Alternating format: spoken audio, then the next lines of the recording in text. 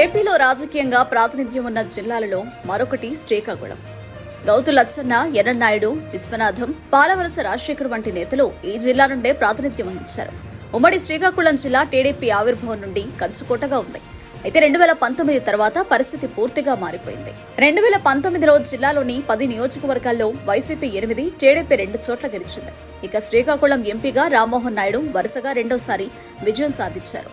ఈసారి రామ్మోహన్ నాయుడు కూటమి నుండి పోటీ చేస్తుండగా వైసీపీ నుండి పేరాడ తిలక్ పోటీలో ఉన్నారు.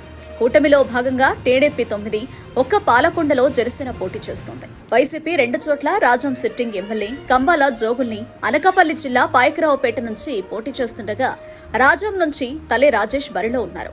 టెక్కలిలో ఎమ్మెల్సీ దువ్వాడ శ్రీనివాస్ పోటీ చేస్తున్నారు. టీడీపీ సైతం గెలుపే ప్రామాణికంగా అభ్యర్థులను ఎంపిక చేసింది.